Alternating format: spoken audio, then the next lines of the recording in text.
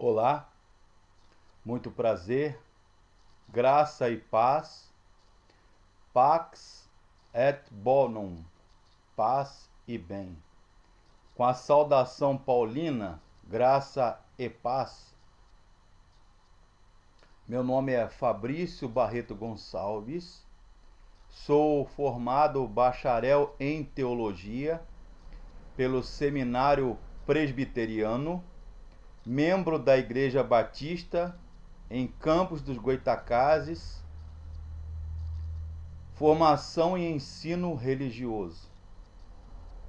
Gostaria de fazer um breve comentário sobre ordenação de mulher ao ministério, pastoras, que é um dos calcanhares de Aquiles da minha denominação batista, visto que algumas igrejas já ordenam pastoras.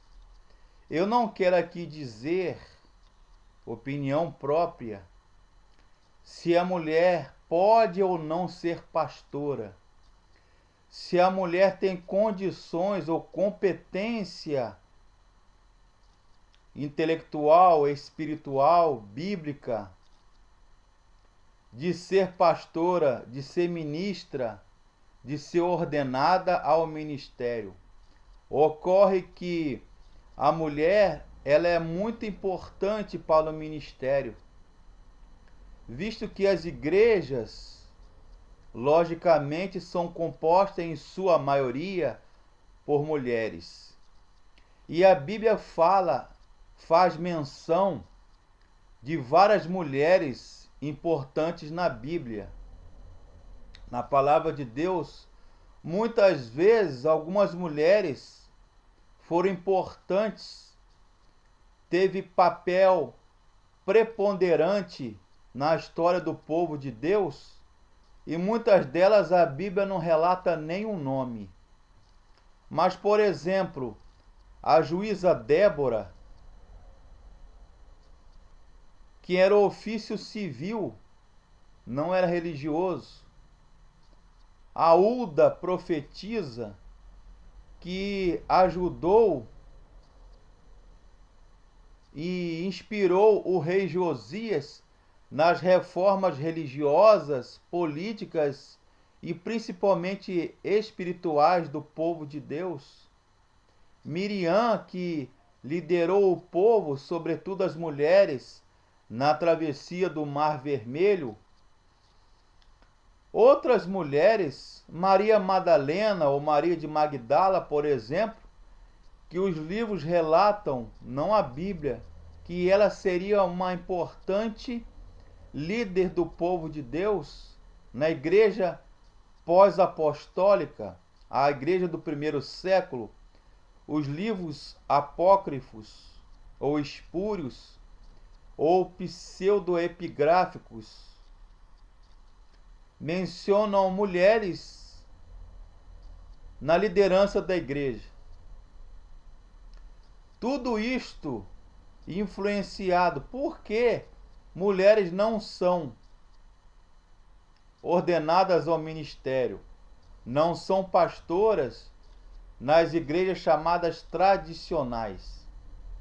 Entre outros textos, diz 1 Coríntios, a carta do apóstolo Paulo, capítulo 14, verso 34, diz: as mulheres estejam caladas.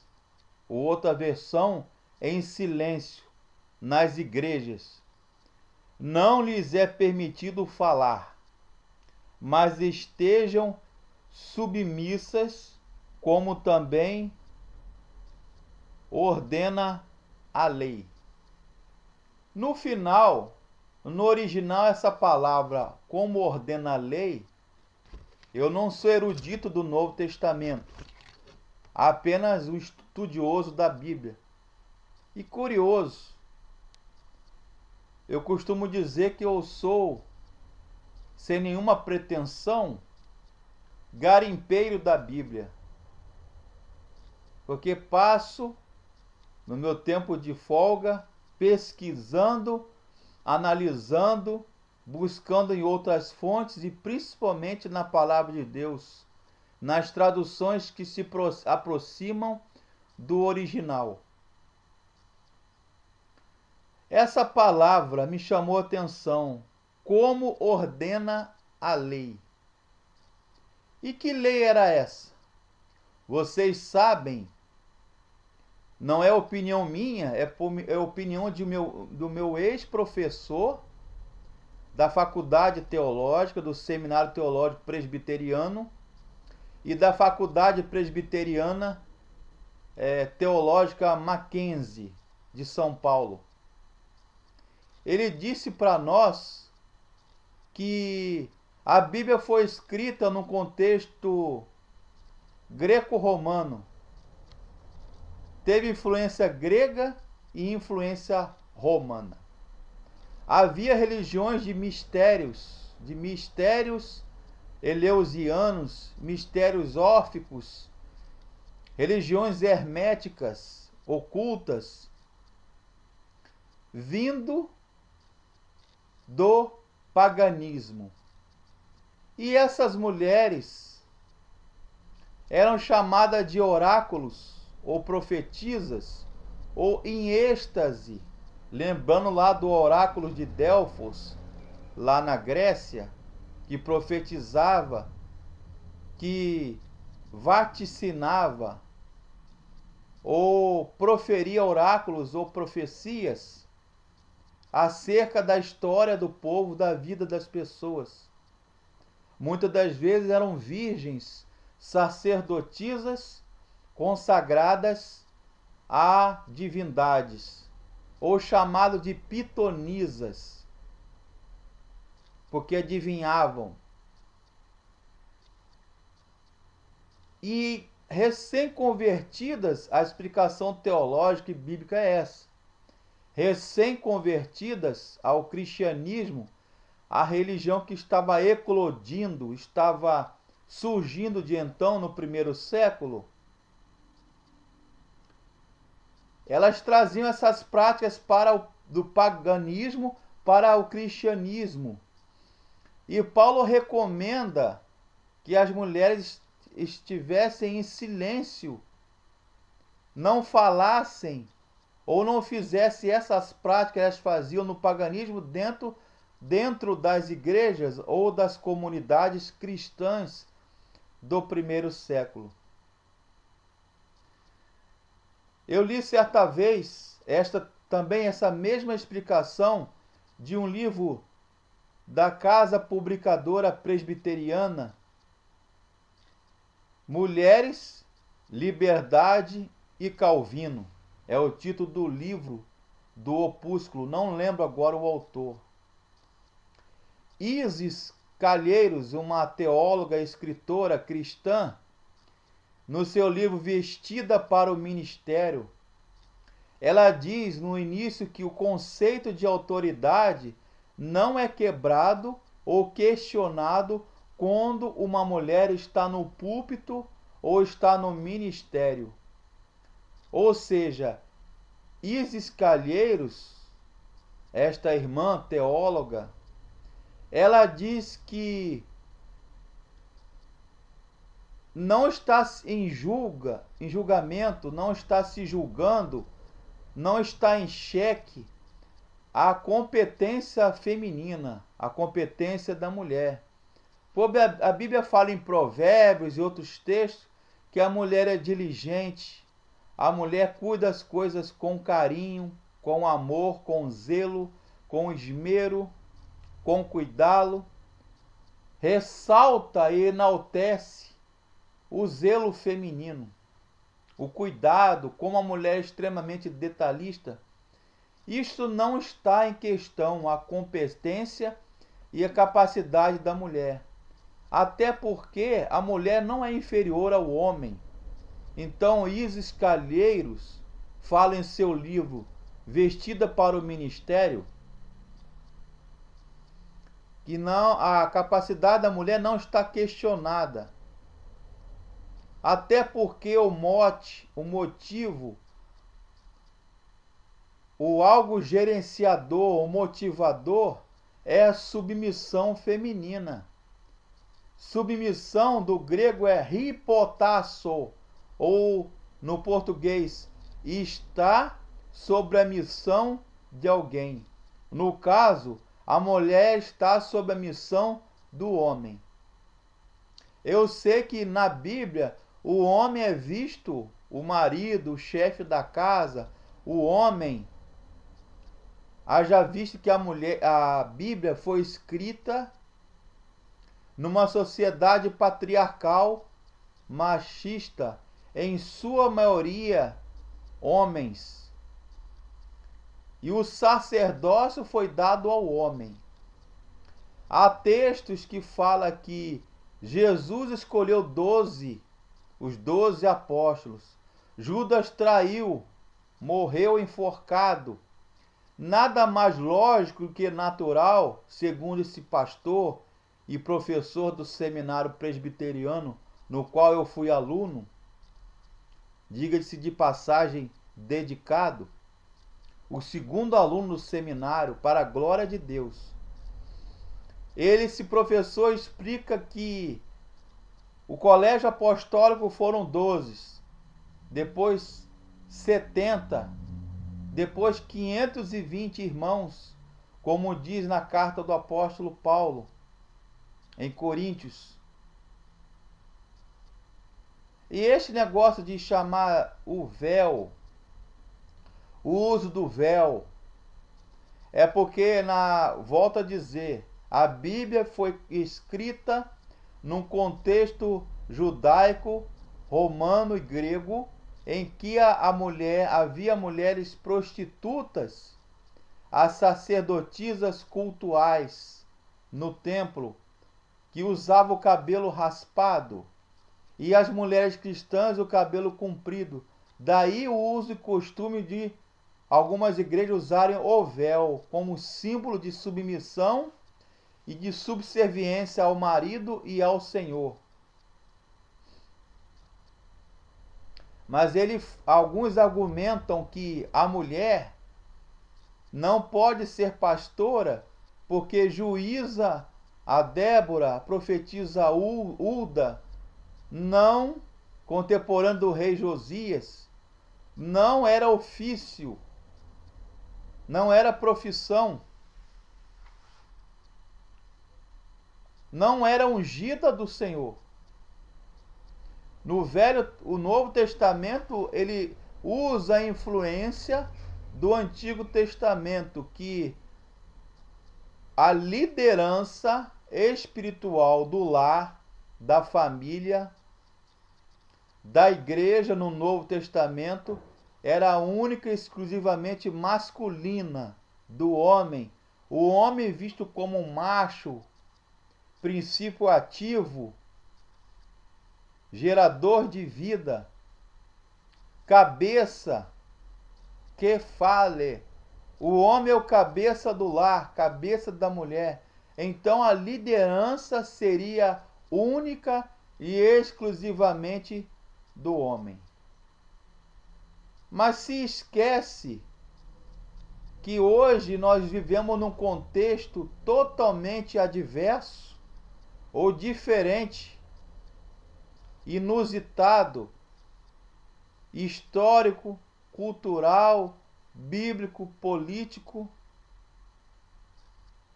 E Corinto era uma cidade portuária. Esse texto foi escrito 1 Coríntios 14, 34, que nós lemos, que as mulheres estejam caladas na igreja e não é lhes permitido falar. Isto causa embaraço, confusão. E a Bíblia diz que Deus não é Deus de confusão. Russell Shedd, doutor, PhD em Novo Testamento, Russell Philip Shedd, o doutor Shedd da Faculdade Teológica Batista, afirma que a proibição de pastoras não é machismo, como alguns alegam. porque não se discute a capacidade feminina de exercer uma função, mas apenas uma obediência à Bíblia. Os principais problemas para ele são quanto à questão de autoridade, isto é, posição da mulher na igreja. E o fato de Jesus, durante o seu ministério na terra, nunca ter nomeado uma mulher como pastora. Para explicar o conceito sobre autoridade, o professor, doutor, o pastor Russell Philip Shedd, ele se baseia no texto de 1 Coríntios 11, 3, que diz: ser Cristo o cabeça de todo homem, e o homem o cabeça da mulher, e Deus o cabeça de Cristo, onde Paulo revela uma ordem de autoridade e hierarquia que exclui a mulher. Com isso, o pastor Shedd acha que a proibição de exercer autoridade sobre os homens exclui as mulheres do ofício de pastoras ou presbíteras ou ministras, que é essencialmente o ato de governar e presidir sobre a casa de Deus, embora não as exclua de exercer outras atividades na igreja, de exercer os seus ministérios. Segundo os pastores, tanto no Antigo Testamento quanto no Novo, há mulheres exercendo o serviço conforme os dons recebidos, porém jamais exercendo autoridade na igreja sobre os homens. Caso a mulher assuma o pastorado, ela passa a ser autoridade sobre o homem e inverte, segundo o pastor Shedd, o que foi determinado por Deus, se contrastando a argumentação bíblica. A mulher poderia ser ordenada se encontrasse base bíblica. A cultura não pode sobrepor-se à palavra de Deus, justifica o pastor doutor Russell Philip Shedd. Ora, eu pessoalmente, embora haja esses textos, eu acho que a mulher ela é capaz sim de exercer o ministério. Conheço pelo menos duas teólogas ou bacharéis em teologia que eu votaria para ser pastora. Assim como a Bíblia não proíbe, assim como eles afirmam que a Bíblia não fala especificamente, claramente sobre ordenação de mulher, baseada somente nesses textos, que a mulher é submissa ao homem, que o homem é o cabeça e que a mulher deve ficar calada, por isso que ela não pode ser pastora. Eu acho que isso aí é um pouco de machismo teológico. Desculpem os irmãos, eu posso estar errado, mas a minha opinião é que a mulher pode sim ser pastora. A mulher pode sim exercer o ministério pastoral, porque eu não encontro na Bíblia nenhuma parte que proíbe a mulher de ser pastora. Isso é cultural. A mulher esteja cá. Isso aí é uma má interpretação das Escrituras. Paulo, em Romanos capítulo 16, nós vamos encontrar pelo menos Paulo citando e agradecendo 8 irmãs com relação ao ministério. A mulher pode sim exercer o ministério para a glória de Deus.